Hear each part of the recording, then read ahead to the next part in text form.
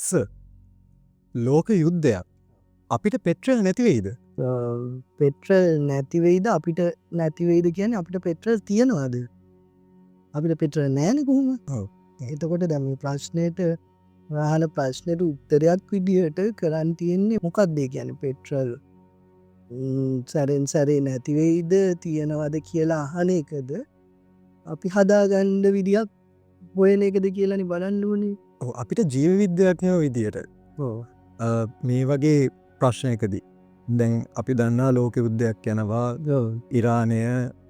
ඇමරිකාව ඊශ්‍රායිලය වගේ රටල් කීපයක් සම්බන්ධ වෙලා හෝමු සමුද්‍ර සංධිය වහලා ඔය වෙලාවේ තෙල් නැව්වලට යන්න බෑ ගමනාගමනය අපහසුයි. අපි ලංකාවට බිලියම් අවුරුද්ධකට බිලියන ගණනක් අපි වියදන් කරන මේ ඉන්දන ලබා ගන්න. අපිට ජීව විද්‍යාඥයෝ විදිහට මේ වගේ ප්‍රශ්නකට මේ වගේ අර්බුදයකට ගන්න පුළුවන් පිළියමනොස්ස. දැන් අපි හැමතිස්සෙම අපේ ආර්ථිකය අපේ මේ බලශක්තිය මේ වින්දන එන එක පදනම් වෙලා තියෙන්නේ මේ වෙන රටවලින් ඔය කනිජ නිදිවලින් ලැබෙන ඉන්දන ලංකාවට අපි සල්ලි දීලා ගන්නවා අපි ඒවා භාවිතා කරන ක්‍රියාවලියන්ගේ සංජුල තකොට ජීව විද්‍යාන්ව හැටියට ඇත්තටම අපිට හිතන්න පුළුවන් දේවල් තියෙනවා අපිට මේකට විසඳුමක් විදියට කියන අපට ජෛව ඉන්දන නිපදවන්න පුළුවන්ද මේකට විසඳුමක් විදියට කියලා රට ඇතුළෙන් ඕස ජෛව ඉන්ද නිෂ්පාදනය අපි ඔතෙන්න ඔය පොයින්ට එක දැන් අපි කතා කරනවා පුනර්ජනය සහ පුනර්ජනය නොවන බලශක්තින් පිළිබඳ එතකට මේ ජෛව ඉන්දන කියන එක මේ කොයි කැටගරියකටද අපිට දාන්න පුළුවන්ස මේක පුනාජනී ඉන්දන කියන වර්ගයට තමා අයිති වෙන්නේ සංජුල මේක තියෙන ක්‍රියාවලිය තමා අපි ඔය පදනම් වෙනවා මොනහරි කර්මාන්ත ශාලාවකින් එක ජෛව කර්මාන්ත ශාලාවකින් අපද්‍රව්‍ය විදියට ඉවත් කරන දෙයක් යොදාගෙන ඒක පදනම් වෙලා අපිට ජෛව ඉන්දනයක් නිෂ්පාදනය කරගන්න පුළුවන් අපිට බල ශක්තිය නිපදවන සංගටකයක් විදිහට මේක අපිට ජෛව තාක්ෂණය කියන ජෛව තාක්ෂණය තියෙන සින්තටික් බයිලෝජි අපි කතා කරන විශේෂේත්‍රය හරහත් එකයන් අපිට ජීව ෆැක්ට්‍රීස් බයෝ ෆැක්ට්‍රීස් ඩිසයින් කරගන්න පුළුවන් ජෛවරසායනික ක්‍රියාවලියක් කරහා මේවන ඉපදව ගන්න පුළුවන් විදිහට එතකොටස අපි හිතමු ජෛව ඉන්දන විදිහට ලංකාවේ රිසෝසස් ගැන ලංකාවේ සම්පත් තියෙනවද අපිට එතකොට ඒ වගේ ෆැක්ට්‍රිය එකක් ස කියන වගේ ෆැක්ට්‍රිය එකක් ලංකාවේ පටන් ගන්න අපිට ෆීසිබිලිට එකක් තියෙනද එකන අපිට හැකියාවක් තියෙනවද ඒ වගේ ඉන්වස්මට එකක් ගන්න ද මේක කරද්දි අවශ්‍යයන අමුද්‍රව්‍යටික අපිට හොයාගන්න පුළුවන් සංජුල අපේ මේ පොල් කර්මාන්ත ශාලා ආශ්‍රිතව අපද්‍රව්‍ය නිස් අපත යන ජීවාපද්‍රව්‍ය එතකොට අපේ ඔය පාම් ඔයිල් කර්මාන්තය යම්තත් දුරකට තියෙනවා ඒ වගේ ඉවතලන අපද්‍රව්‍ය පදනං වෙලා ශුද්‍රජීවින් මගේ ජීවින් භාවිතා කරලා ජෛව ඉන්දනයක් බවට මේ වගේ පරිවර්තනය කරගන්න පුළුවන් තාක්ෂණයක් තියෙනවා එතෝට අපිට එක යොදාගෙන මේක ස්කේලප් කරලා කර්මාන්ත ශාලා නිපදවලා ජෛව රසායනික ක්‍රියාවලියන් හරා ජෛවින්දනව නිපදන ෆැක්ට්‍රීස් ඇත්තටම හදාගන්න පුළුවන් ඕට තව අපි විද්‍යාත්මය විදිහටස අපේ ස්ටඩන්ස් ලට නැත්තං මේ අපේ යුනිසිටි ස්ටඩන්ස් ලට සහනිත් විද්‍යාඥයන්ට තව පොඩ්ඩක් අපි මේක විද්‍යාත්මක පැහැදිලි කරමුදස මේ ජෛව ඉන්දන් නිෂ්පාදනය ගැන මේ අමුද්‍රවය යොදාගෙන සහ ශුද්‍රජීවින් යොදාගෙන කරන ක්‍රියාවලිය ක්‍රියාවලිය ගැන දැන් අපිට ශුද්‍රජීවීන්ගේ තියෙනවා ඔය ජෛව රසායනික ක්‍රියාවලි ඒක ස්වභාවිකවත් තියෙනවා ඒගොල්ලන්ට පුළුවන් මේ එක සංගටක ඔය බ්ලූකෝස් වගේ සංගටකවලින් පටන්ගෙන ඒක ඉන්දනයක් බවට පරිවර්තනය පුරගන්න පුළුවන් ඔය එන්සයිමටික් ප්‍රෝසෙසස් එකන් එන්සයිම් භාවිතා කරල ඒවා පරිවර්තනය කරන්න පුළුවන් ක්‍රියාවලි තියෙනවා ද අපිට කරන්න පුළුවන් දෙයක් තම අපි ඔය එක සංගටක ගැන එක අමුද්‍රව්‍ය බයඔය ජීවාමුද්‍රව්‍ය සපයලා ඒක බිඳගෙන ගිහිල්ලා ඕ පරිවර්තනය කරගෙන ගිහිල්ලා ජෛවින්දනයක් බවට ඇතියන්න තියෙන ඇසිටල් කෝයේ පරිවර්තනය කරන්න පුළුවන් ෆැටිය සිට්සට මෙන්න මේ ක්‍රියාවලිය සිදු කරන්න ඕන එන්සයිම වගේයක් තියෙන මෙවා ප්‍රෝටීන් එන්සයිම ඒවට අදාළ ජාන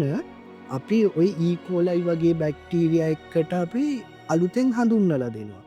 මේ ජෛව ක්‍රියාවලිය සිදුවෙන්න ඕන ජාන ටික අලුතෙන් හදන්නලා දෙනවා. එතකොට ඒ ජාන වලින් හැදෙන මේ එන්සයිම වලින් මේ පරිවර්තනය බැක්ටීරියා එකක් අස්සේ සිදු කරලා ජෛව ඉන්ධනයක් එළියට දෙන්න පුළුවන්. එතකොට මේ බැක්ටීරියා ඉස්සරහට බයෝ රියැක්ටර්ස් වල එහෙම හදාගත්ත බැක්ටීරියා එකක් බයෝ රියැක්ටර්ස් වල ග්‍රෝ කරගන්න පුළුවන් නම් අපිට වර්ධනය කරගන්න පුළුවන් නම් ඒ හැදෙන ඒ බැක්ටීරියාව මේක ඇත්තටම ඕල්ටර්නේටිව් මෙතඩ් එකක් ඒ කියන්නේ. ඊටාම මිල අඩු ක්‍රියාවලියක් ජෛව ඉන්ධන හදාගන්න පුළුවන් විදිහට පරිසරහිතකාමී විදිහට ජෛව ඉන්ධන හදාගන්න පුළුවන් ක්‍රියාවලියක්. ඔව් සර්. එතකොට අපි දැන් ජාන හඳුන්වා දීම ගැන කතා කරොත් එතකොට ඒක ජාන තාක්ෂණය ඔස්සේ සිදුවෙන ක්‍රියාවලිය. ඔව්. අපි නෝමල් බයෝඩීසල් නිෂ්පාදනය සහ ජාන තාක්ෂණය භාවිතා කරලා මේ අලුත්ම ශුද්‍රජීවියෙක් හඳුනලා දීලා කර නිර්මාණය කරලා කරන ක්‍රියාවලි දෙක අතර වෙනස මොකක්ද සර්? ඒ වගේම ඒකේ කාර්යක්ෂමතාවය තමා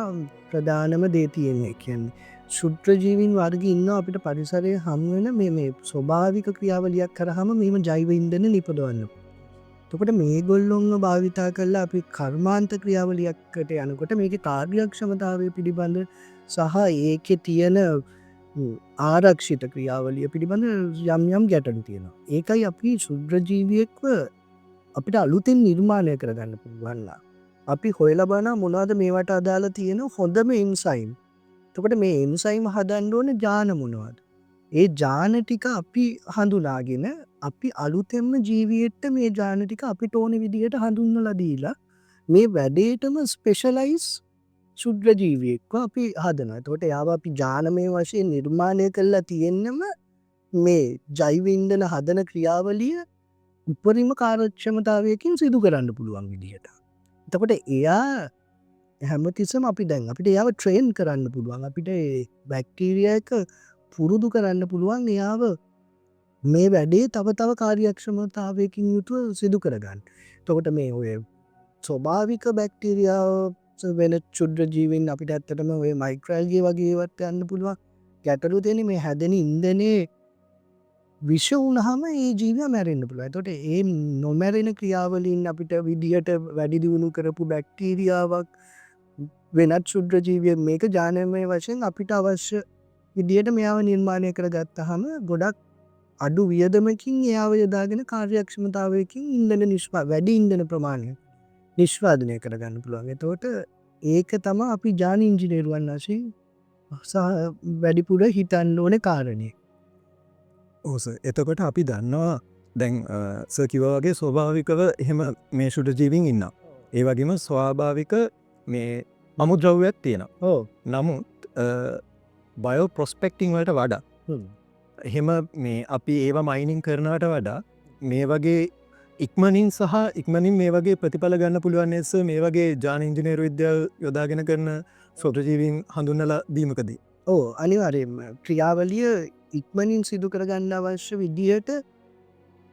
එයාගේ ක්‍රියාවලිය වැඩි දියුණු කරන්න පුළුවන්. ඒ කියන්නේ අපි දැන් මේ නිර්මාණ ක්‍රියාවලියේදී අපි ගොඩක් ඔය කම්පියුටර් තාක්ෂණයක් යොදා ගන්නවා සංජුල. ඒ කියන්නේ කම්පියුටර් යොදාගෙන අපි ඉස්සෙල්ලාම මේ හැසිරීම අධ්‍යයනය කරනවා. අපි හදන්න යන ජීවියා කොච්චර වේගකින් මේ එන්සයිම භාවිතා කරලා මේ ජෛව අමුද්‍රව්‍ය අපි සපයන අමුද්‍රව්‍ය ටික කොච්චර ඉක්මනට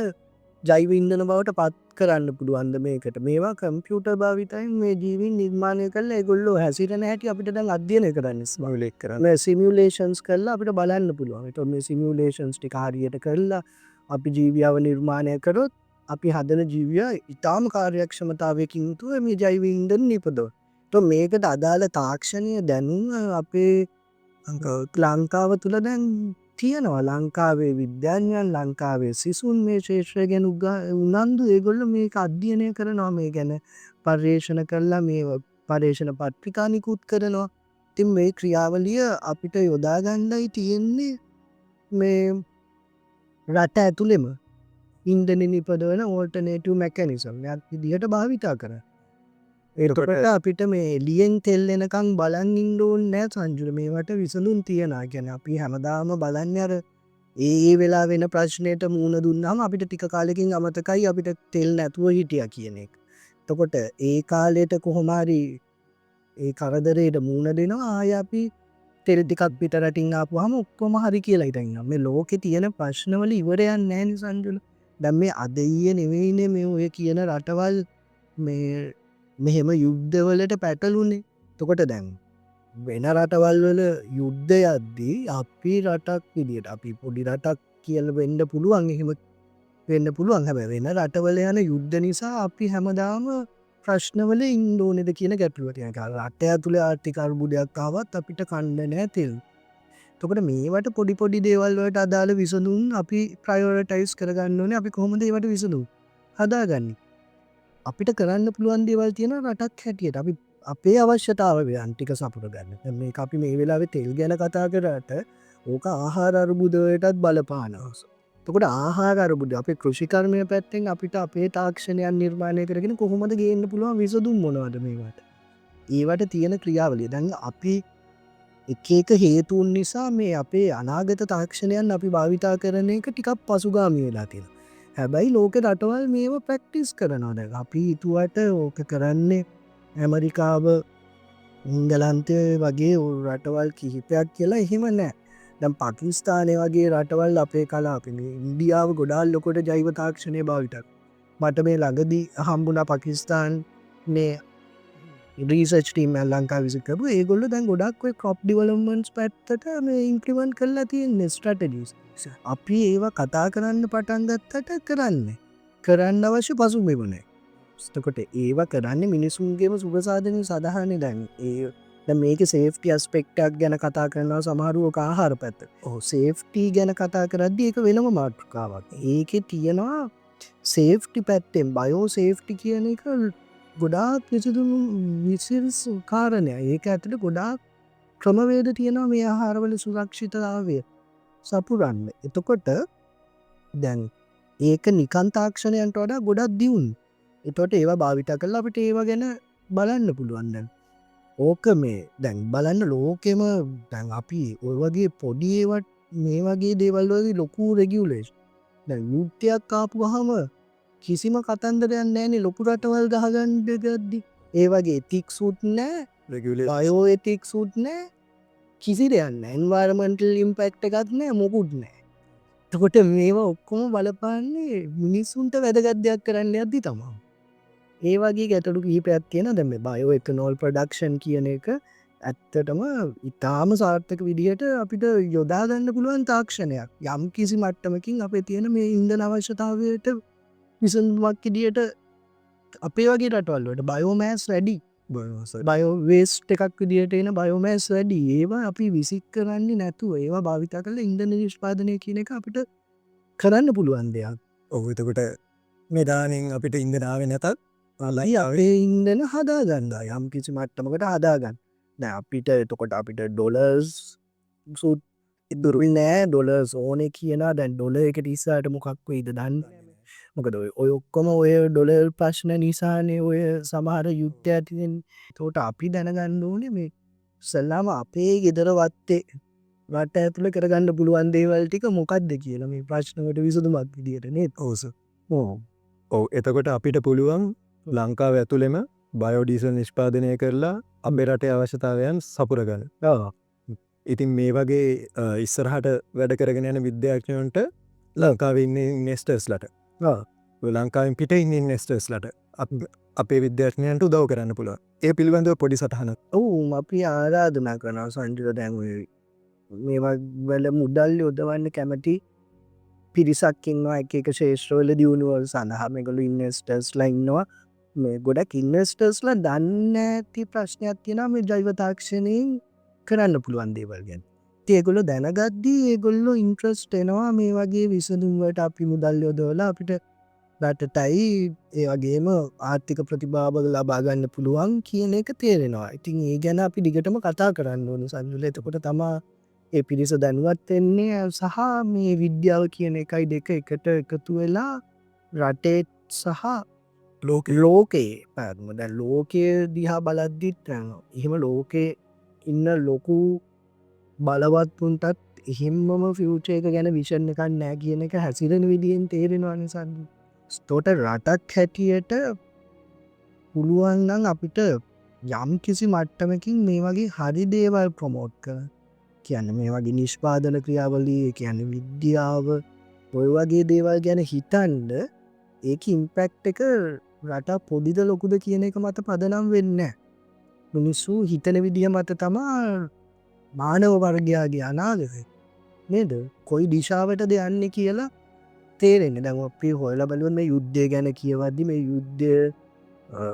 සහ මිනිස්සු කරලා තියෙන දේවල් ඉතිහාසයේ ඉඳලා බලද්දී ඇත්තටම බැලුවොත් හරිම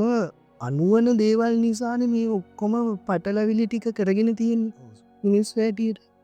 ඉතින් අපි ඒ වගේ පැතිවලටද වැඩ කරන්න ඕන. සහ මේ වගේ මානව පැවැත්මේ හැමෝටම දෙයක් ලැබිලා හැම මිනිස්සු හැමෝටම